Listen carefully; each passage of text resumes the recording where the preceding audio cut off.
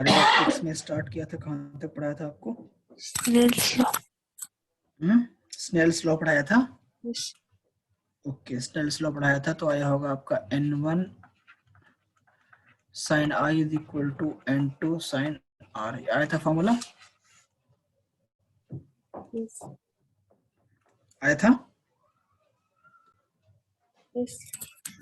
Okay, देखो अब बात करते हैं रेक्टेंगुलर ग्लास स्लैब की।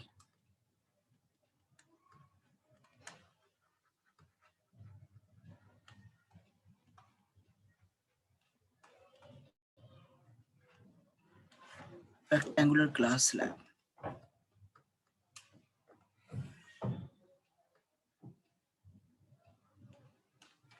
This is a rectangular glass slab.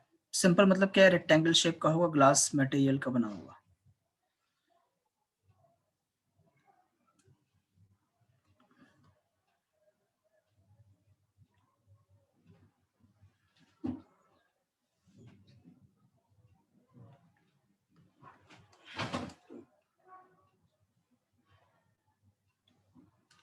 एक इंसिडेंट लाइट रे इस ग्लास स्लैब की वन एंड को स्ट्राइक करती है। तो जब वो स्ट्राइक करेगी तो वो रिफ्रैक्ट करेगी। ठीक है, देखो ग्लास स्लैब के इस एंड पे एयर है, ठीक है, इस एंड पे भी एयर है, ठीक है, बीच में ये ग्लास है। हाँ जी, है ना?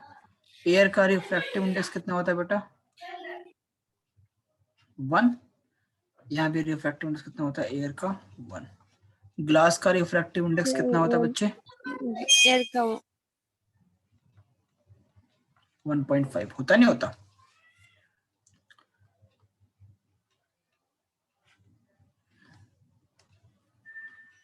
यहाँ पे नॉर्मल ड्रॉ करेंगे।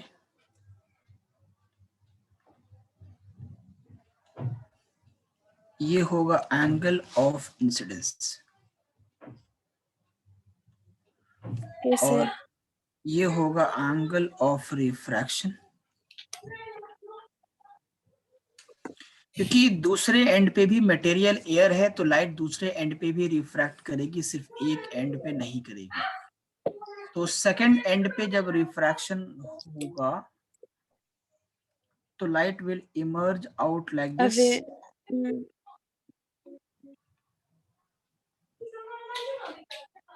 ठीक है, अवे फ्रॉम द नॉर्मल।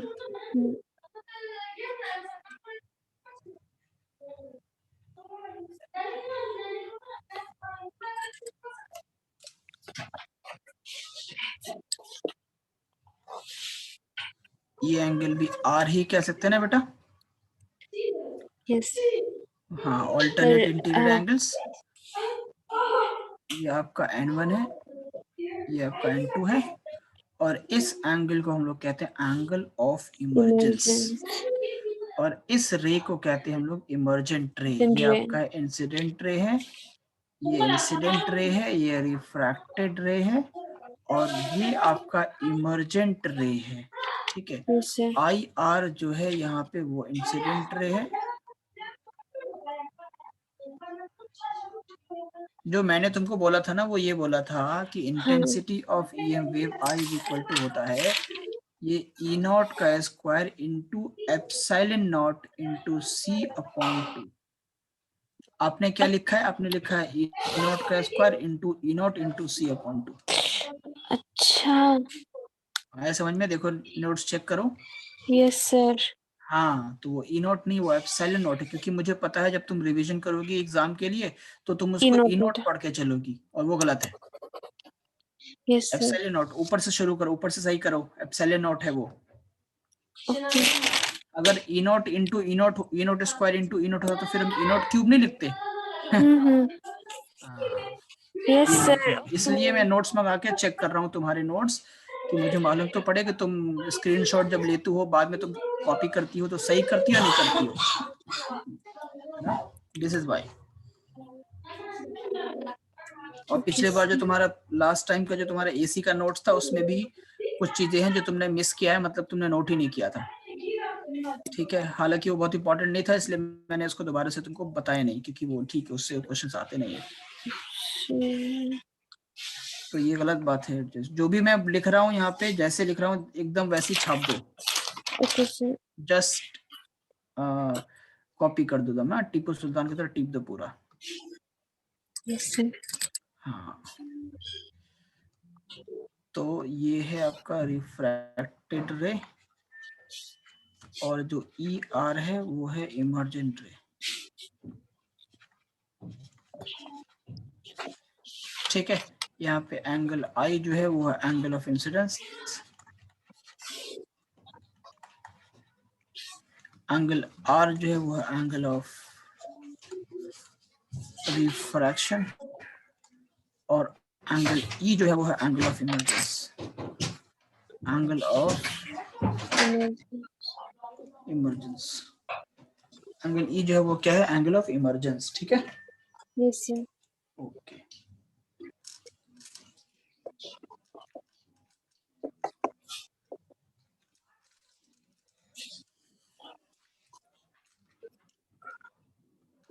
इसमें 3 बातें याद रखनी है आपको।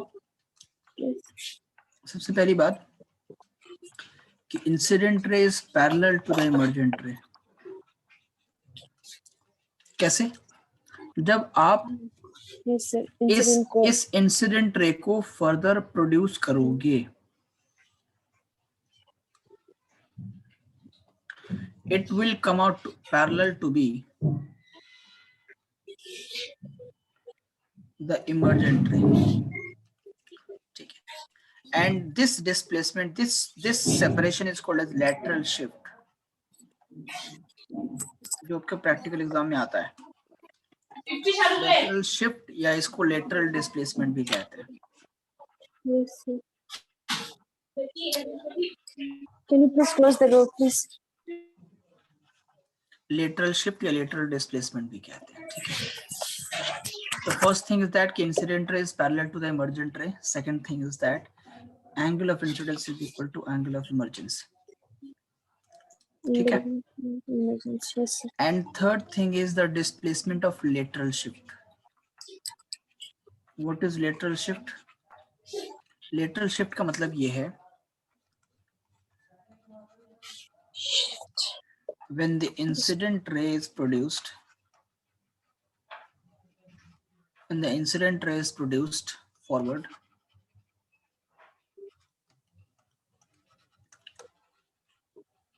it comes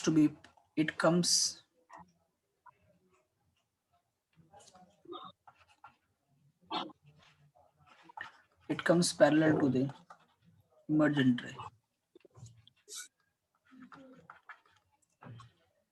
but with some gap या some separation called as lateral shift. Yeah, this separation is called as, इसे लिखो, this separation is called as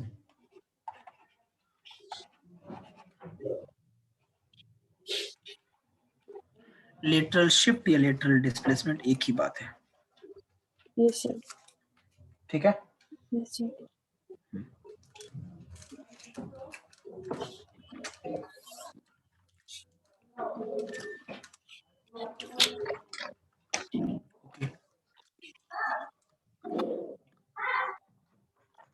lateral shift किन फैक्टर्स पे डिपेंड करता है?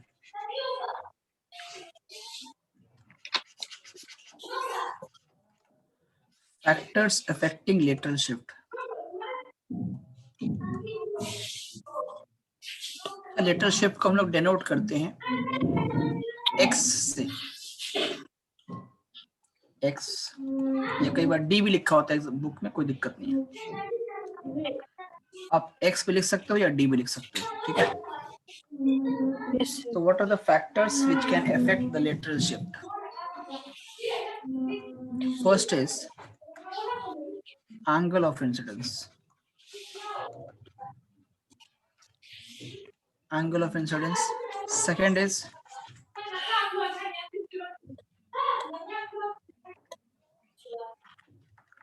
refractive index of glass. Third is thickness of slab.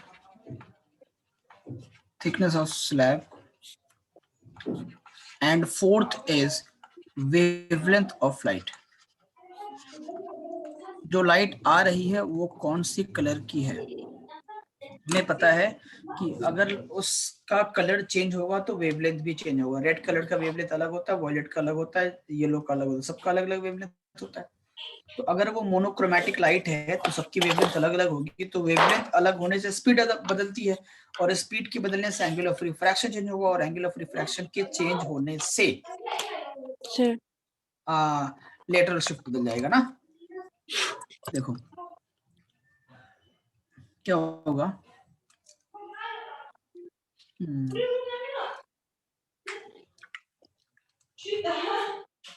Mu equal to होता है, या N लिखो, एन इक्वल टू होता है sine I upon sine R, और एन ऑल्सो इक्वल टू होता है सी अपॉन बी, और ये भी लिख सकते हो सी इक्वल टू एफ लैम्डा। अब देखो अगर ये लैम्डा चेंज होगा, lambda is different for different colours, ठीक है। लैम्डा चेंज होगा तो v चेंज होगा, और v चेंज होगा तो r चेंज होगा।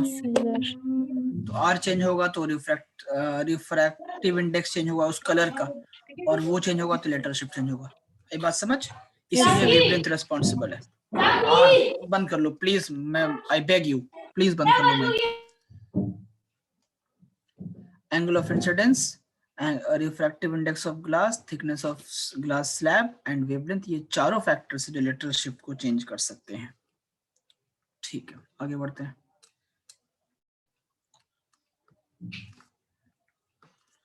Next is concept of real and apparent depth.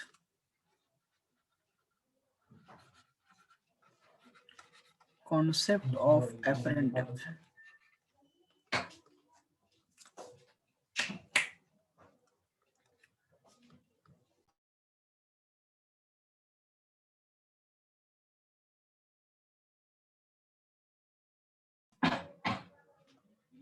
Concept of apparent depth.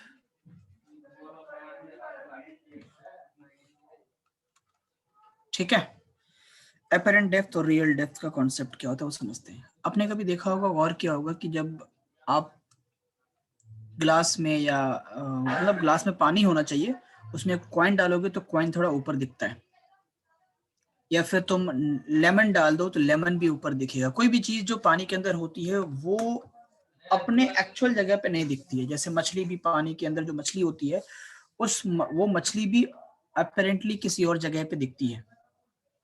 ये क्यों होता है, इसका सिंपल सा कारण है रिफ्रैक्शन ऑफ लाइट। ओके, कैसे होता है वो समझाते हैं। क्यों का सिंपल आंसर है refraction of light. Okay, refraction की एक भी ये भी खूबी है, इसलिए कई बार अगर जो फिशरमैन होते हैं जब वो मछली को मारते हैं तो, अच्छा मछली को मारने के कई तरीके हैं। मछली मारने इन द सेंस कि मछली पकड़ना, ये तो एक ये है कि जाल बना के मछली को पकड़ लेते हैं, और कई बार जो है वो अपने एक वेपन से मछली को डायरेक्टली हिट करते हैं। ठीक, तो जब मछली को हिट करेंगे तो इन दैट केस उनको एक्चुअली पता होना चाहिए कि मछली कहाँ पे है, क्योंकि मछली जहां पे दिख रही है वहां पे एक्चुअली में है नहीं। कॉइन आपको बकेट में पानी में रेज्ड दिखता है, एक्चुअली में कॉइन रेज्ड है नहीं, एक्चुअली में कॉइन बॉटम में है, लेकिन वो आपको दिख रहा है अपेरेंटली रेज्ड। या लेमन ग्लास के अंदर अपेरेंटली रेज्ड दिखता है, होता नहीं है। तो मछली अपेरेंटली कहीं और दिख रही है, और अगर वो फिशरमैन उसी पोजीशन पे हिट करेगा तो शायद मछली को हिट नहीं कर पाए। तो उसका एक अंदाजा होता है कि मछली जहां पे है उससे ऊपर और आगे दिखती है, तो पीछे की तरफ हिट करेगा तो एग्जैक्टली जाके मछली को हिट करेगा, और फिर वो अपने शिकार में कामयाब हो जाएगा। तो ये अपरेंट डेप्थ का कॉन्सेप्ट आता कैसे है, और क्या रिलेशन है अपरेंट डेप्थ और रियल डेप्थ का, और refractive index of the medium का। ठीक है, देखो बहुत बढ़िया कॉन्सेप्ट है, समझने की कोशिश करिएगा।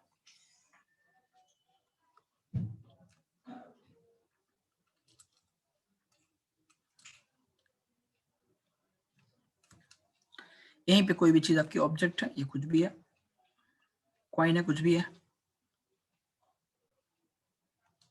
ठीक है। ये आपका एक रेयरर मीडियम है, ये आपका एक डेंसर मीडियम है, ठीक है। अच्छा, जब हमें किसी चीज को देखना होता है तो लाइट उस ऑब्जेक्ट से हमारी आंखों में आना चाहिए ना, या हमसे उस ऑब्जेक्ट तक जाना चाहिए? सिंपल है, लाइट अगर हमें किसी को ऑब्जेक्ट देखना है, रिफ्लेक्ट होके एग्जैक्टली उस ऑब्जेक्ट से हमारी आंखों में रोशनी आनी चाहिए, तभी हम देख पाएंगे ना, है ना। Yes sir. ओके, तो ये ऑब्जेक्ट है, यहां से एक रे मान लो सीधी निकल के आ रही है,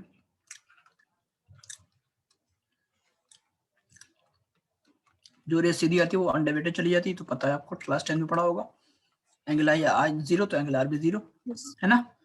हाँ, we always require at least 2 rays to form the image. तो पहली रे मैंने ले ली, दूसरी रे देखो,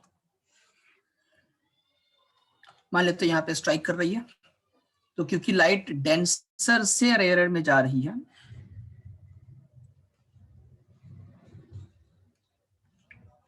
तो light will bend away from the normal like this.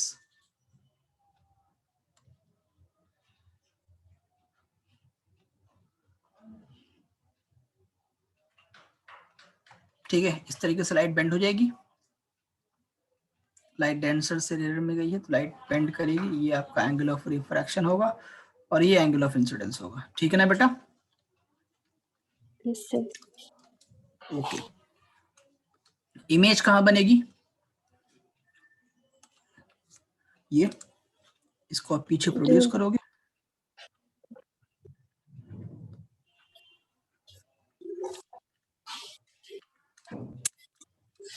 Image यहाँ फॉर्म होगी, कॉइन कहाँ था, बॉटम में, कॉइन दिख आप यहां से देखोगे, दिस इज योर आई, ठीक है। तो कॉइन कहाँ दिखेगा, यहाँ पे दिखेगा, थोड़ा ऊपर, रेज्ड दिखेगा, रेज्ड दिखेगा। This depth of the coin, इसको हम कैपिटल डी कंसिडर कर लेते हैं, depth capital D, and real depth है ये, capital D is real depth,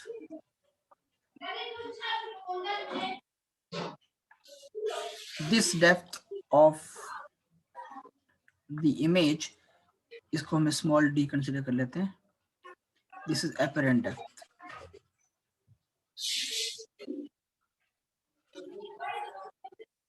ठीक है, एक काम करते हैं, इसको अलग लिख लेते हैं,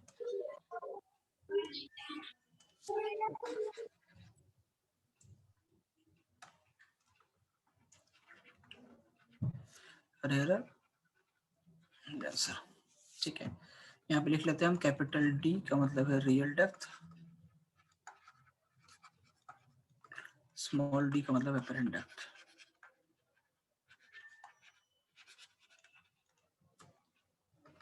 ठीक है। अच्छा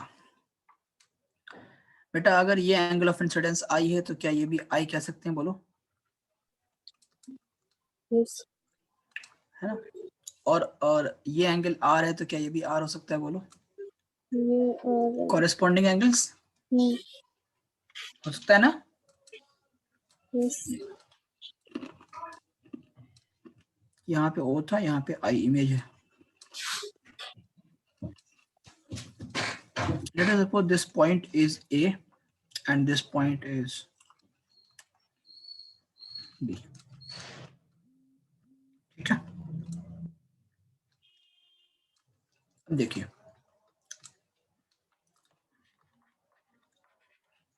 इन ट्रायंगल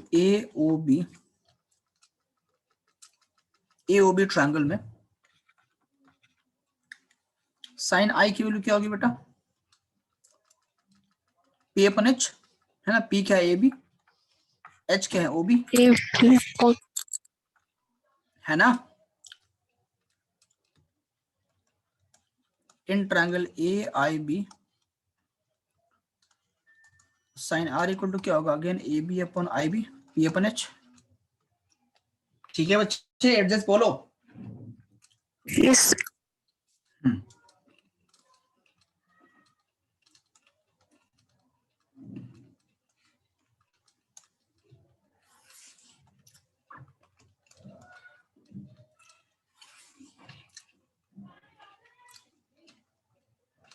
अब यहां पे एक assumption है। assumption ये है कि if B is very close to A, B अगर A के बहुत करीब है,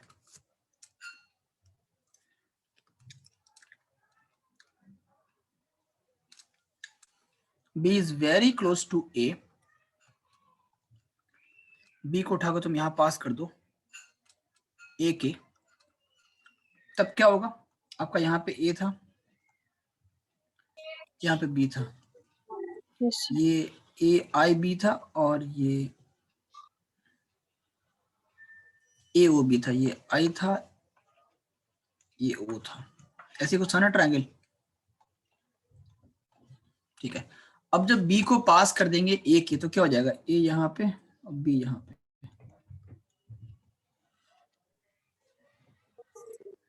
yes,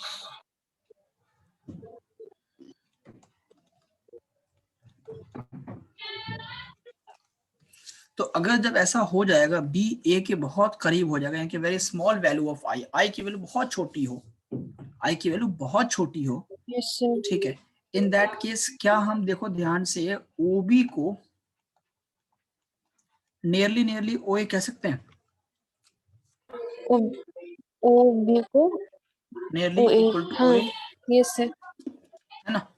Yes, sir. और IB will be nearly equal to IA, IB equals to IA, yes, sir.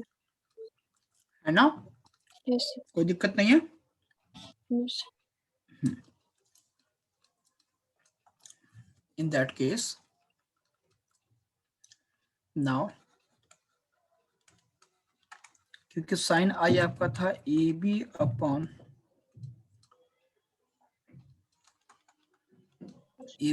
OB था, तो अब इसको लिख सकते हैं AB अपॉन OA, OA, और साइन R जो है वो था AB अपॉन IB, इसको लिख सकते हैं AB अपॉन IA। ठीक है, yes, sir.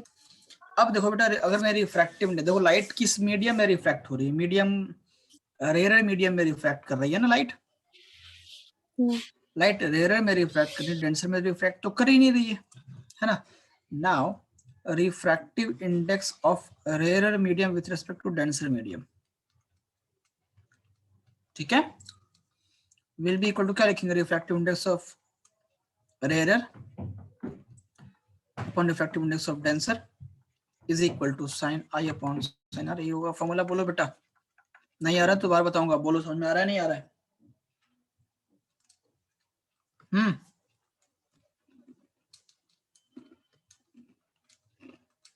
बोलो ना।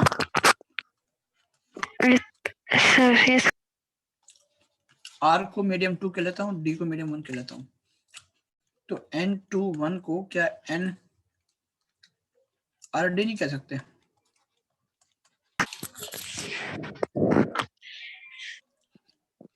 होगा ना? हैं? ये होगा AB अपॉन OA। क्या हो गया, तुम कहाँ भाग रही हो? तो कहाँ भाग के चली गई? स्टेयर्स पे चली गई? अरे बोलो अपने रूममेट को कि हाउ कैन इट बी कि डेली के डेली कहने एक दिन का नहीं है ना, मेरे कमरे से बाहर जाके करो, कंप्लेन कर दो वार्डन से।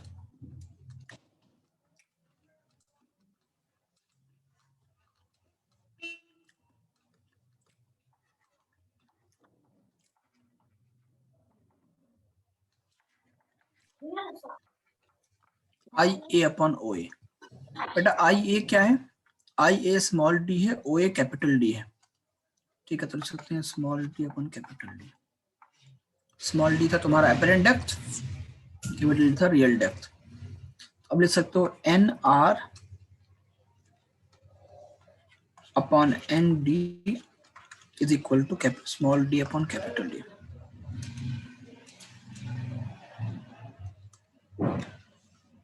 ठीक है, बोलो। yes, ये हो गया तुम्हारा रियल और एपरेंट का रिलेशन।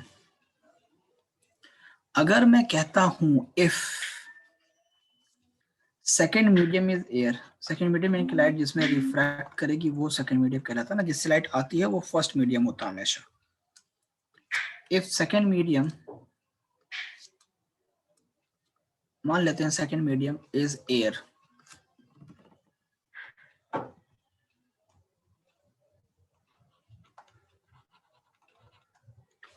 अगर सेकेंड मीडियम एयर है तो n r will be equal to 1, n r will be equal to 1। Rare medium का रिफ्रैक्टिव इंडेक्स हो जाएगा 1, तो अब ना हो जाएगा 1 upon N D is equal to small d upon capital D, और n D is equal to capital D upon small d, या simple n is equal to capital D upon small D. This is the relation between real depth, apparent depth and refractive index. तो refractive index किस medium का?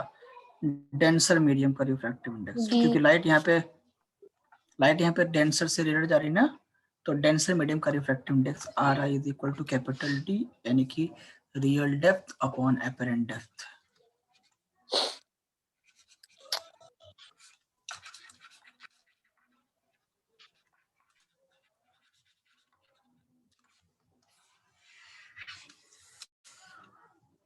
आई बात समझ?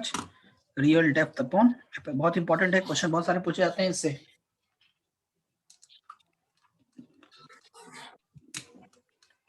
yes,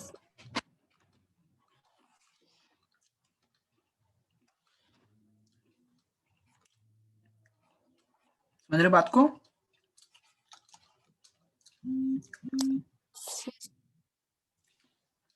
suppose कुछ newspaper है ये, okay, इस न्यूज़पेपर के ऊपर एक क्यूबॉइडल ग्लास स्लैब रख दिया,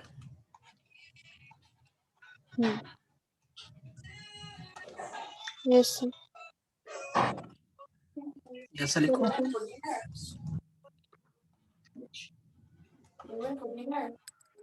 ग्लास क्यूब रखा, ठीक है। इस ग्लास क्यूब का जो एज है वो है 6 सेंटीमीटर, और क्योंकि ग्लास क्यूब है तो रिफ्रैक्टिव इंडेक्स इसका होगा 1.5, है ना।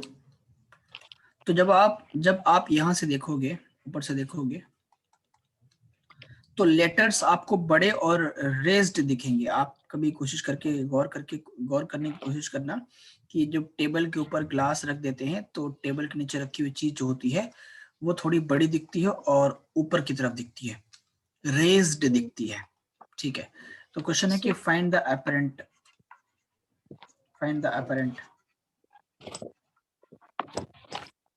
Depth of the letters, apparent depth या अपरेंट हाइट, कुछ भी, apparent depth of the letters, जल्दी बताइए तो। real depth upon refractive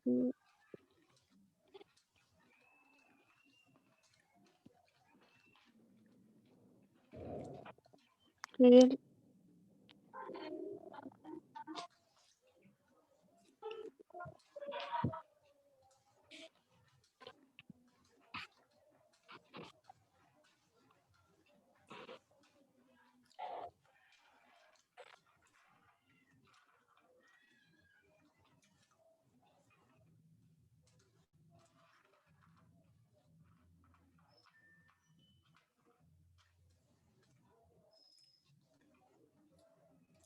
depth of refractive index।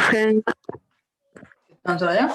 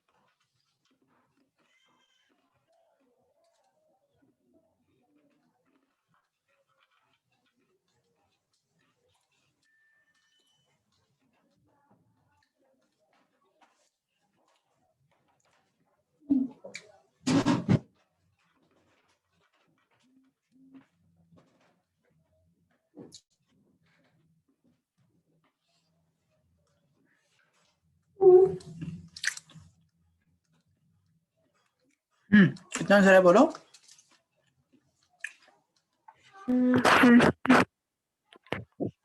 Real depth 1 RI।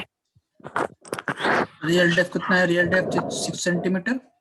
Apparent depth 1 apparent depth निकालना है 1.5 is equal to 6 upon small d, तो small d equal to 6।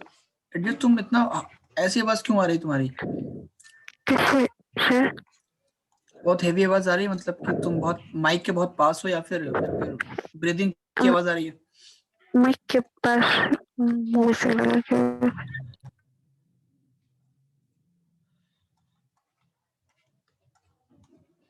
तो D की value क्या है? 4 सेंटीमीटर है ना।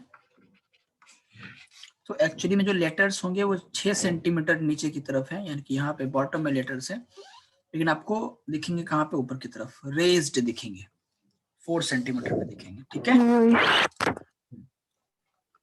इस केस में जो ऑब्जेक्ट था वो डेंसर मीडियम में था, और जो ऑब्जर्वर था वो रेयर मीडियम में था। ठीक है, जो हम कॉइन को देख रहे थे हम रेयर मीडियम में थे। इन द नेक्स्ट केस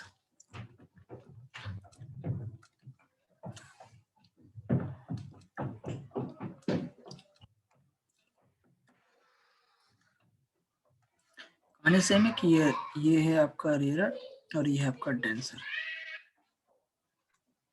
ठीक है, यहाँ पे कोई ऑब्जेक्ट है, एक बर्ड है, कुछ भी है, बर्ड मान लो, बर्ड। अब ये बर्ड फ्लाई कर रही है और इस बर्ड को देखने के लिए पानी में एक मछली है, उस बर्ड को देख रही है, या पानी में तुम खड़ी हो, you are observing this object from a denser medium. Okay, bird यहाँ पे ऑब्जेक्ट है जो कि रेयर मीडियम में है। एक लाइट आई जो कि सीधे निकल गई, दूसरी लाइट भी आएगी इसके ऊपर, मान लो कुछ यूं आई, ये यहाँ पे नॉर्मल बनेगा,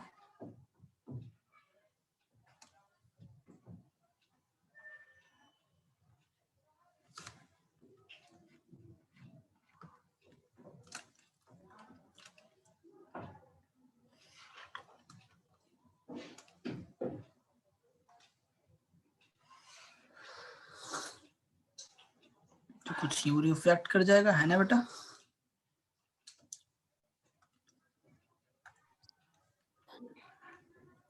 ये towards the normal, rare to denser. ठीक है, अब एक बर्ड है जो एक मछली है जो यहां से इसको देख रही है, इस लाइट रे को। जब यहां से देखेगा तो क्या होगा? कि ये जो मछली है, ये जो बर्ड है, कुछ इस तरीके से कुछ ऊपर दिखाई पड़ेगी ऐसे। Yes, sir. Slightly shifted. यार हॉस्टल में हम लोग भी रहते थे, हम भी हॉस्टल में रहे, लेकिन ऐसा तो नहीं रहा है। और वो हमारा तो कॉलेज हॉस्टल था, उसमें तो लड़के बड़े होते थे, उसमें तो ऐसा माहौल तो था ही नहीं हमारे पास। हम लोग करते थे, लेकिन कमरे से बाहर, हॉस्टल के बाहर, अपने ग्राउंड में, कैंटीन पे, ऐसे कमरों के अंदर नहीं। Very bad. ओके, तो ये लाइट रे आप यहाँ से बेंड हो गई है, तो ये बेंड तो दिखेगी नहीं। ये लाइट रे जब ये ऑब्जर्वर देखेगा तो लाइट रे तो सीधी दिखेगी, लाइट रे बिल्कुल स्ट्रेट प्रोड्यूस करेगा, तो यहाँ पे इसको इमेज दिखाई देगी इस बर्ड का। This will be the image of this bird, this is the object. पिछले केस में देखो बेटा, पिछले केस में जो ऑब्जेक्ट है वो कम डेप्थ पे दिखती है, एपरेंट डेप्थ कम हो जाता है। Yes. यहाँ पे जो ऑब्जेक्ट है ये और ऊंचा दिखाई पड़ेगा, यानी कि इसकी एपरेंट हाइट बढ़ जाएगी। ठीक है, ये इसकी रियल हाइट कैपिटल H, मान लेते हैं, ठीक है, और ये इसकी अपरेंट हाइट स्मॉल h मान लेते हैं, ठीक है। तो जो कैपिटल H है वो real height of the bird है, और जो स्मॉल h है वो apparent height of the bird है, ठीक है। कैपिटल H रियल हाइट है, अपरेंट हाइट जो है वो स्मॉल h है, ठीक। सर ओके देखो ध्यान से, ये एंगल R है, तो क्या ये भी एंगल R ही होगा? यस कोई दिक्कत तो नहीं है? ये I है तो क्या ये भी I होगा? ऑल्टरनेट इंटीरियर और ये कॉरेस्पॉन्डिंग एंगल्स, यस सर है ना? यस सर वापिस से वही मान लो, आप इसको A मान लीजिए, इस पॉइंट को B मान लीजिए, ठीक है। अब देखो ट्रायंगल AOB के अंदर, अच्छा एक चीज तुम्हें पता है ना, तुम तो बायो के स्टूडेंट हो, बट एनीवेज तुमको पता होना चाहिए कि sine theta is proportional to theta and tan theta is also proportional to theta. यानी कि थीटा की वैल्यू कम होती है तो साइन थीटा की वैल्यू भी कम होती है, साइन थीटा 0 तो साइन थीटा भी 0। अच्छा थीटा 0 से बढ़ के 90 पहुंच गया तो साइन थीटा 0 से बढ़ के 1 पहुंच जाता है। तो जब थीटा इंक्रीज करेगा तो साइन थीटा की वैल्यू भी इंक्रीज करती है, और थीटा डिक्रीज करेगा तो साइन थीटा की वैल्यू भी डिक्रीज करती है। Same goes for tan theta, theta की वैल्यू 0, tan 0 की वैल्यू 0, थीटा की वैल्यू 45 यानी थीटा इंक्रीज किया तो tan 45 की वैल्यू 1, थीटा की वैल्यू 90 तो tan 90 इज इनफाइनाइट। तो थीटा इंक्रीज कर रहा है तो tan थीटा भी इंक्रीज कर रहा है। तो हमेशा याद रखो कि साइन कॉस में ऐसा नहीं होता, sine theta and tan theta is proportional to theta always. तो अगर थीटा की वैल्यू बहुत स्मॉल है तो हम साइन थीटा को थीटा कह सकते हैं और tan थीटा को भी थीटा कह सकते हैं, ये भी याद रख लो, ये बहुत काम आएगा, ठीक है। तो AOB ट्रायंगल में साइन आई क्या होगा? AB upon OB, and same चीज ट्रायंगल AIB के अंदर साइन R क्या होगा? AB अपॉन IB, है ना?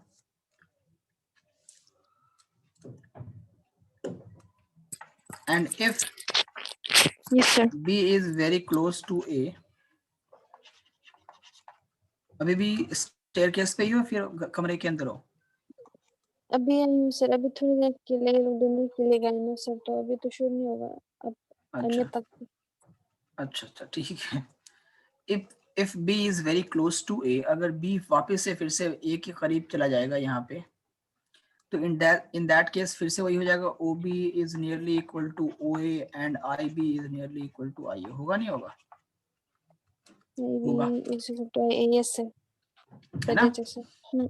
हाँ, तो अब यहाँ से रिफ्रैक्टिव इंडेक्स तुम निकालोगी, रिफ्रैक्टिव इंडेक्स ऑफ किस मीडियम में रिफ्रैक्शन हो रहा है? रिफ्रैक्शन तो डेंसर मीडियम में हो रहा है ना? हाँ, refractive index of denser medium with respect to the rare medium equal to mu D upon mu R and this is equal to sine I upon sine R, ठीक है। तो mu D upon mu R is equal to sine I की value कितनी है? AB upon IB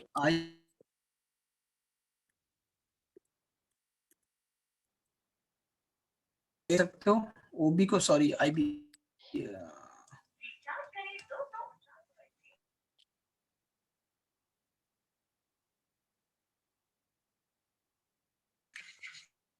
क्या लिख रहा हूँ मैं? OB को OA कह सकते हैं ना, OB को OA कह सकते हैं यार, तुम भी एडजस्ट गलत लिखवा दिया तुमने, OB को OA और IB को IA, AB ने AB को मार डाला तो ये होगा IA अपॉन OA, यहाँ से mu D upon mu R is equal to IA, क्या है बेटा? IA यहाँ पे क्या है? आई ए तुम्हारा है स्मॉल एच और ओ है कैपिटल एच। तो ये हो गया तुम्हारा रिलेशन। अगर मैं कहता हूं कि जिस मीडियम में ऑब्जेक्ट है वो एयर है, इफ फर्स्ट मीडियम एयर, तो म्यू आर इक्वल टू हो जाएगा 1, यानी कि mu D is equal to small h by capital H, यानी सिंपल आप लिख सकते हो यहाँ पे कि mu is equal to small h यानी कि अपरेंट हाइट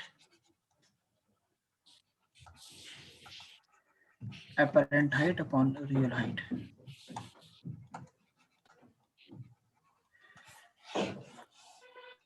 ये होगा तुम्हारा रिलेशन।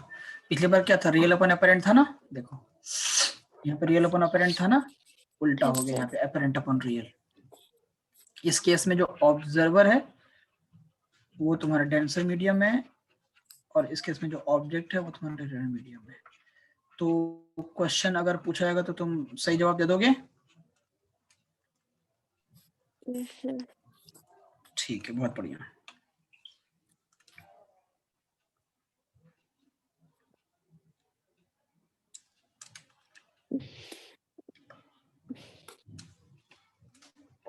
ठीक है, तो इस केस में तुम्हारा जो अपरेंट हाइट है, यानी कि अपरेंट हाइट मतलब कि small H is greater than capital H, उस केस में जब तुम्हारा ऑब्जेक्ट था डेंसर में, तो इस केस में तुम्हारा capital D greater than small D. इस केस में तुम्हारा रियल बड़ा होता है, उस केस में तुम्हारा अपरेंट बड़ा होता है।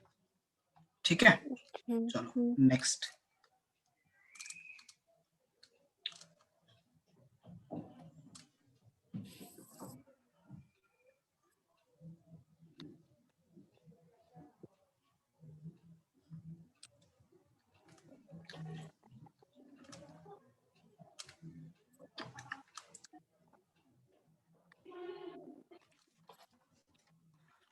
इस वाला एक क्वेश्चन है, वाटर टैंक है,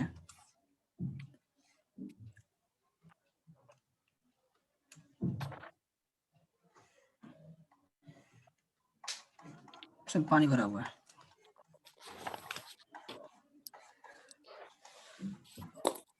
ठीक है, और इसकी जो हाइट है वो 5 मीटर है,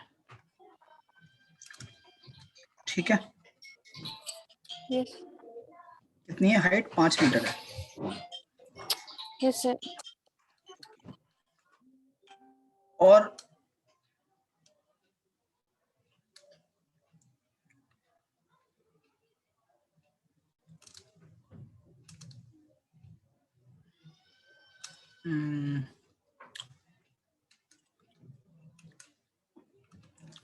यहाँ पे एक ऑब्जेक्ट है, ठीक है, यहाँ पे एक ऑब्जेक्ट है, ये कहीं अपेरेंटली यहाँ दिखता है,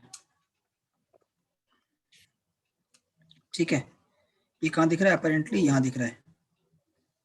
तो इसका क्वेश्चन, इसमें ये कौन सा, ये आपका वाटर है, कौन सा मीडियम है? वाटर मीडियम है, ठीक है।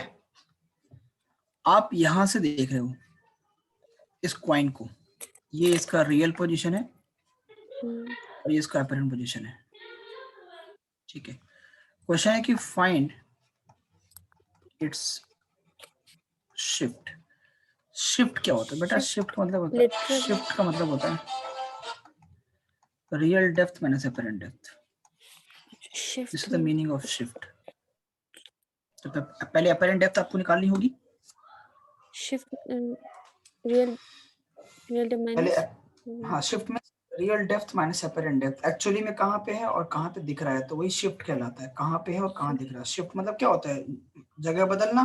कहते नहीं बैठे होते हैं क्लासरूम में टेबल पे, थोड़ा शिफ्ट होना उधर, है ना? तो शिफ्ट में अपने जगह को बदलना, कितना शिफ्ट हुए वो निकालना है। तो कितनी निकालो तो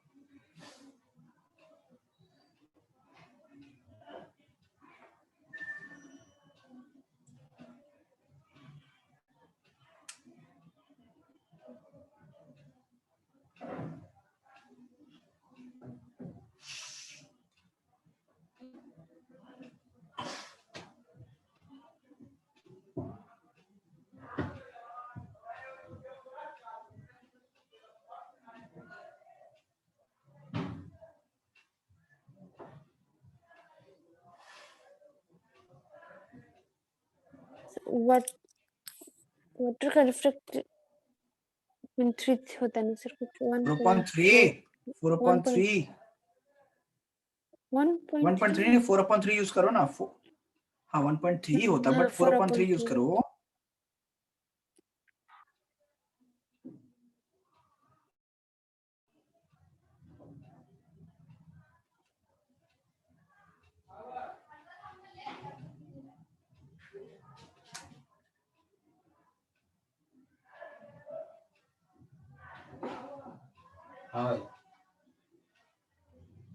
हाँ या नहीं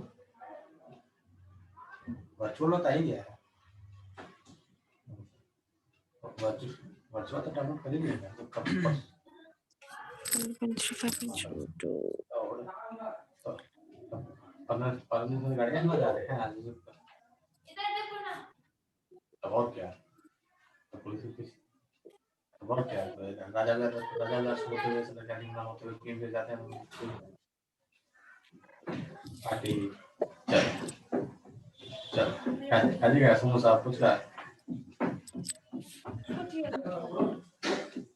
कितना आंसर है adjust what are you doing? तुम क्या इसमें रिसर्च करने लगेगी क्या? हैं? चलो हैव यू स्टार्टेड रिसर्च? या वो एक्सपेरिमेंट करके देख रही हो घर में?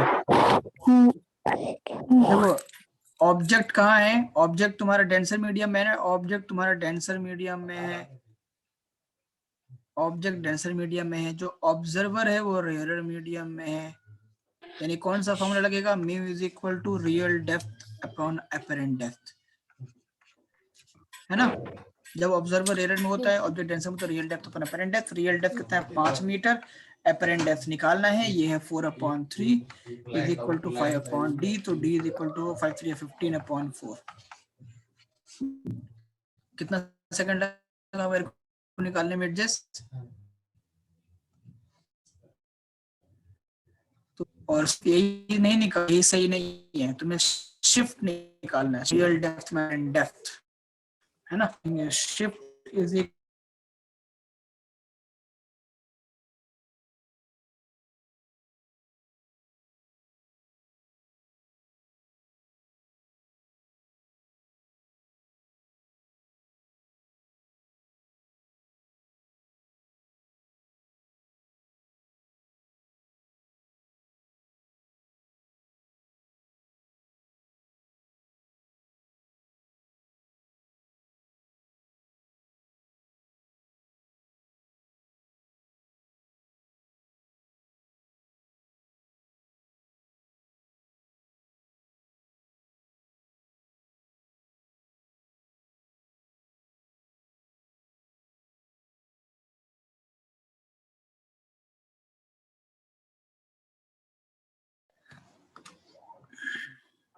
क्या हुआ था? ये बार बार बंद क्यों जाता है?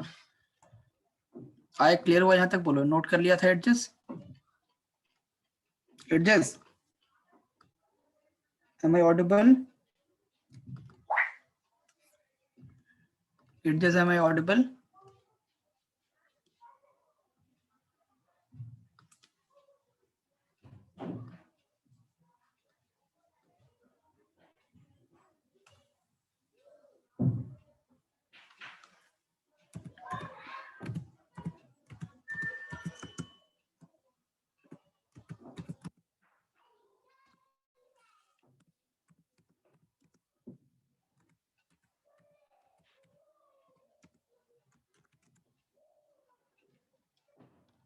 Okay okay fine fine fine fine.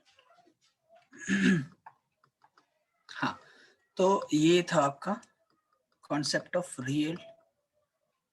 अच्छा I am not audible, I am not audible. मेरा माइक तो ऑन है, अभी ऑडिबल हूँ?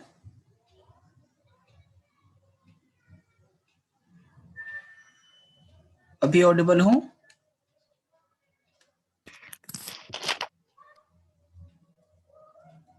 It just am I Audible?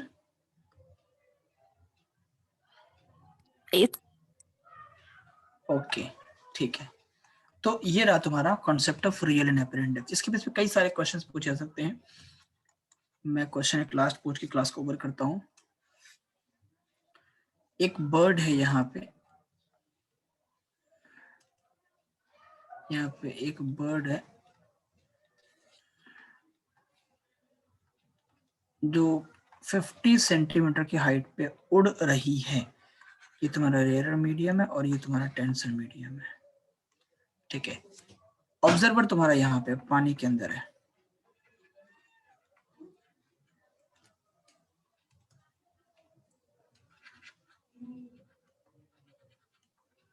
Observer तुम्हारा कहाँ है? पानी के अंदर है। इस बर्ड को देख रहा है, तो find the apparent height of the bird.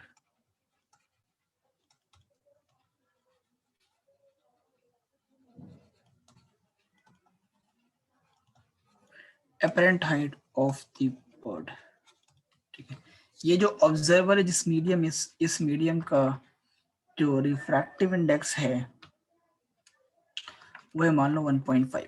चलो जल्दी बताओ एडजस्ट फटाक से, come on.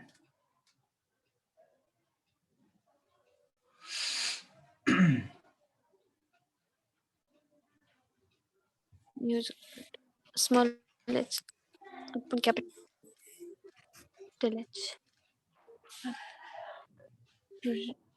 capital apparent height of 1.5 to h upon 50.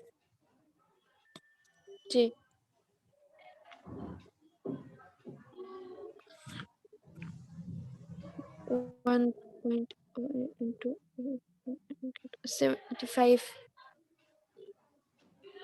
कितना आंसर आया बोलो? 87 85 क्या आया?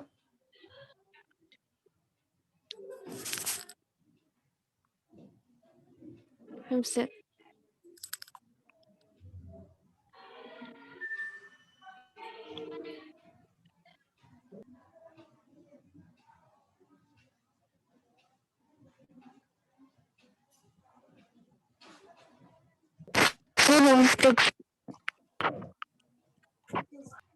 Seventy five.